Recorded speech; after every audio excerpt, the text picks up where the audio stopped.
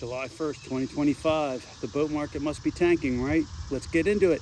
We're going to see how this video ages. Hopefully it doesn't age like milk, but long and short of it is, here we are, July 1st, 2025, and I'm going to give you where the market is as far as myself, Todd Whitman, and Knot 10 Yacht Sales. Right now, my numbers are almost dead even as to where they were for 2024 this time. And for Knot 10 Yacht Sales, they are slightly up. So what does that mean? It means the boat market's still good. How does that affect buyers and sellers? Well, we're going to talk about each of them. So let's, I always try and focus primarily on sellers because they're the ones that are trying to figure out what they got to do to sell their boat. So we're going to talk about the sellers and what they can do to improve their chances. And then we'll talk about buyers. So hopefully you guys get something out of this. I don't want to beat a dead horse, but sellers, it's pretty simple. Got to have your boat cleaned and ready to go. Something that we're finding is that buyers are very, very flighty, and if they sense that the boat's not right for them, they'll reject it and move on quicker than a jackrabbit. So you want to make sure your boat is in a position where once it's got a potential buyer, whether it's an initial showing or whether it's at the contract stage or whether it's at the survey stage, that there is nothing that holds them back from moving forward. The slightest hiccup as far as engine performance or structural issues just stops them dead in their tracks. So get your boat as clean, well prepared, mechanically dialed in as you possibly can. $1 spent on the front end is worth $2 in the back end.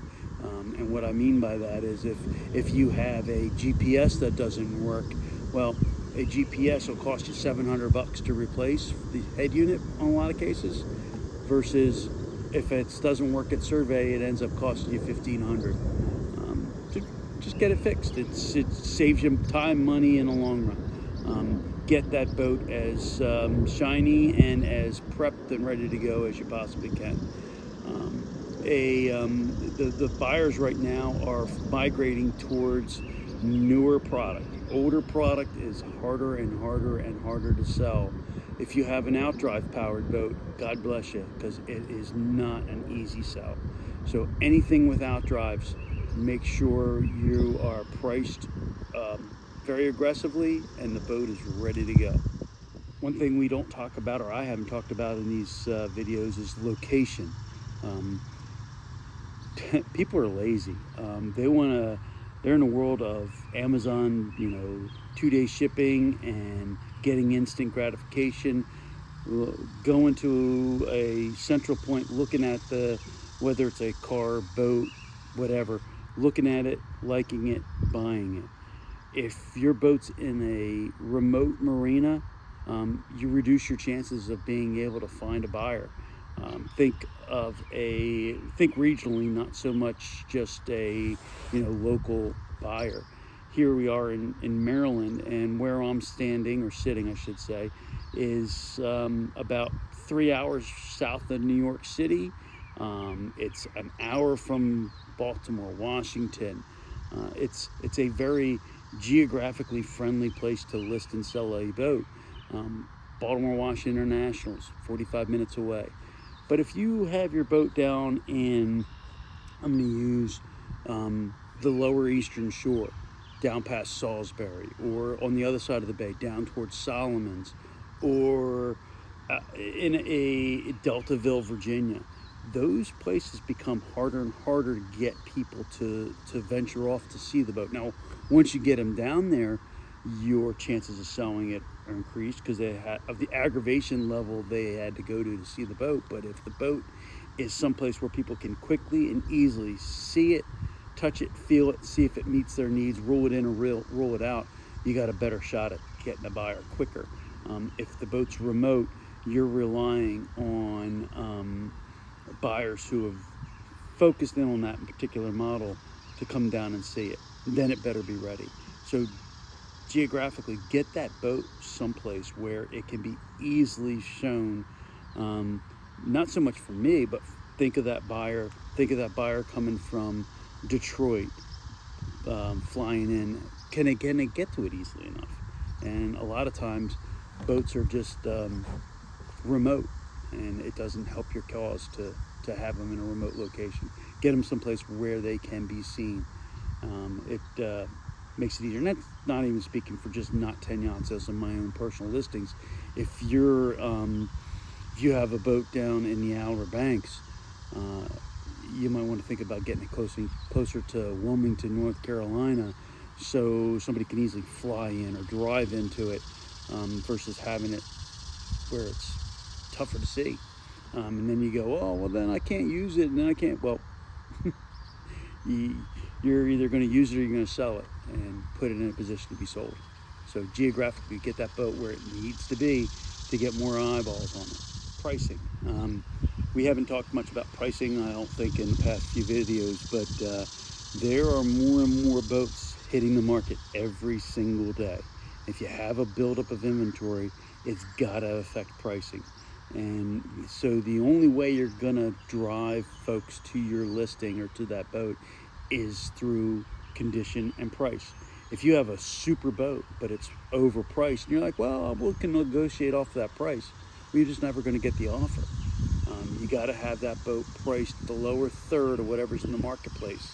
And don't just look at that specific model. You got to look at all the other brands and models that compete with it. So if you have that, Robalo 30-foot center console, you can't just look at the Robalo 30-foot center console. You've got to look at the Grady Whites, the Everglades, the Boston Whalers, and all the other products that fit in that category, because that's what a buyer's looking at. They're not so much model specific, they're looking for a specific type, size, and price. And if the boat's not priced appropriately, it's just not going to get any activity, and it's going to just sit there. So get that boat priced very, very aggressively. As we're getting later into the season, it's going to get harder and harder to sell the boat. So you want to make sure that your boat is positioned aggressively, price-wise, in the market to get some activity. If you're starting to see prices fall, a lot of people will chase a falling market. Okay, let's say you have the boat price at $150, but the real price of that boat should be $125. Well, if you don't react fast enough and you lower it to $125, and here we are 90 days later and the boat's now $115, again, you're chasing that market, which you never get caught up. You want to make sure when you do a pricing, a price change, that you are coming in at or under where the market is, so you can be the next boat that gets sold. But if you are making these small, meaningless price changes, then it's, like I said, it's meaningless. The consumer's just going to gravitate to something else. You like to think that your boat's special and your boat's somebody else is going to love it just as much as you are.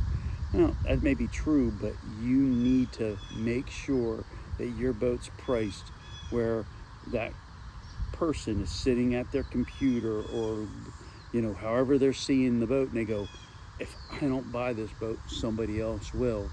That's the pricing that you have to have the boat, or it's just languishes in the marketplace and it's just noise. The psychology of a buyer is a little easier to understand, but we'll talk about it nonetheless. They just want to buy something, but you still have to have an understanding that this boat that you're buying at a used boat price can't be in a new boat condition, whether the boat's 6 months old, 6 years old, or 40 years old.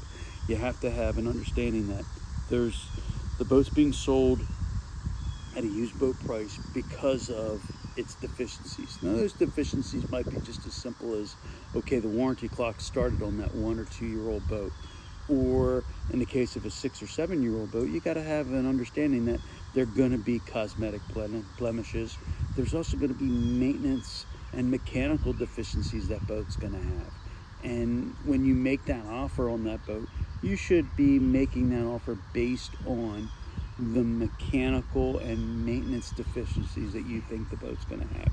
Now, if a surveyor reveals something above and beyond what's to be expected, then there should be some dialogue. But a lot of times we get folks who are just completely unrealistic that, okay, we're buying this boat at sometimes 30 or 40% below what a new boat would have cost, you can't have an expectation that everything's going to be perfect. So if it needs in the case of, let's say, gasoline motors, it needs a full oil change and full service, water pump impellers, and coolant changes, or whatever. That's got to be kind of baked into the cake. And I'm not saying that if something pops up that's major, there should be a dialogue about it. But you should also have an understanding that in a lot of cases, you should have an expectation that there are going to be some deficiencies that you're going to have to deal with as the next boat owner. Let's talk about the buyer side of the equation again. If you have a boat that's priced ultra aggressively, in other words, you have a boat that's priced at 200 grand and all the competition is 235, 240, and the condition is there, you can't have an expectation as a buyer that the seller is going to take another 10 or 20% off of that already aggressively priced boat.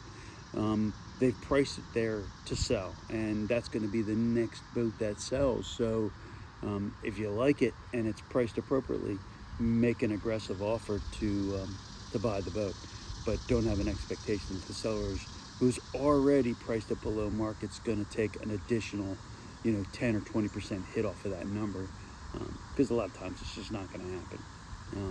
And then of course do your full sea trial survey, but again, if the boat structurally mechanically is there, you should buy it, because if you don't, somebody else will. So what's the market doing? What's going to happen in the future? Well, my crystal ball is broken. I have it in the shop, hoping to have it back in a couple of weeks, and I'll be able to update this video and tell you guys what's going to happen in the future. But until then, let's talk about what I think is going to happen. Boating's not going away. People are still going to go out there and use, love, and enjoy recreational boating. There are going to be some headwinds, and those headwinds are going to be in certain products. Those products, in my opinion, are going to be anything with outdrives is getting harder and harder to sell. They're not unsellable, but they're harder to sell. We're also starting to see an influx of large center consoles and walkarounds that were sold during the COVID heyday. Those big, like 35, 45 foot center consoles with 3 and 4 motors are all starting to come in the marketplace. So where you weren't able to find any of those, now they're kind of abundant. So you're going to see that when you have more inventory, there's going to have to be some price erosion to get the boat sold. Never ceases to amaze me how many older motor yachts and trawlers we sell.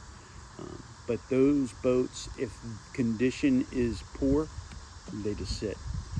If that boat is clean and priced right, it sells. It's like we get a big influx of these folks looking for what I call looper boats, people who are looking at doing the great loop.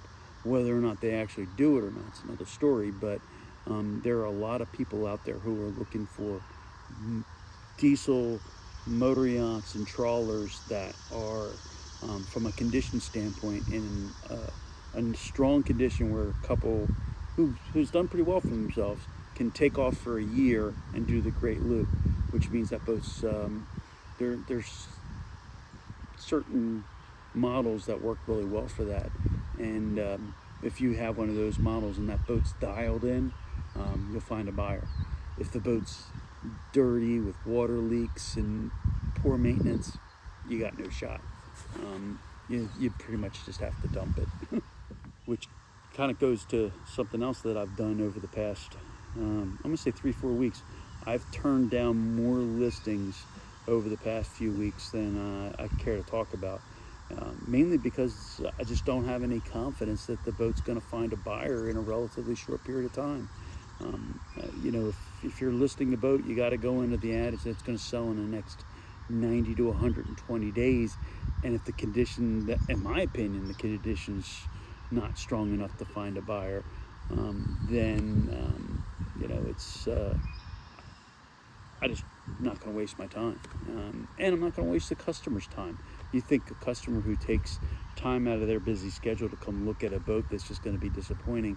I'm just not going down that road. So if you have a boat that's in less than stellar condition, put it in on Facebook Marketplace or eBay, and just put it at a number that might make you throw up a little bit, but still gets it out of your hair. That's what would be my recommendation. So let's talk about the time of year. Again, I mentioned it's July 1st. What's odd that this has happened over the past, I'm going to say 5 or 6 years, is that our business has really kind of flattened out throughout the whole calendar. And it's amazing to me. It used to be there was this huge rush of business right before Memorial Day, and we'd be pulling our hair out to get deals done so people could go boating for the Memorial Day holiday. Then it kind of migrated into the 4th of July weekend with the same kind of rush of folks who said, I have to have the boat by the weekend. It seems to have dissipated. I think people have become more rational, and they buy boats throughout the entire calendar year. And we've pushed more and more sales into later in the summer and even earlier into the fall. So the business has changed, and for the better. I mean, it gives people an opportunity to, especially where we are here in Maryland, we're able to conduct business literally 12 months out of the year. Granted, in the middle of the winter, it's a lot harder to schedule sea trials and surveys, but it's totally doable. And as a result, we continue to sell boats even into the late into the calendar year. So if you're a seller, don't get discouraged. Just make sure your boat's ready to go. And thank you for listening to me ramble on here. I hope some folks got something out of it. I'm going to try and do another one of these real soon that's a little bit more informative and more, let's say, maintenance and mechanically focused. I'm trying to give people more useful information and less jibber jabber. So thanks again for watching. Safe boating.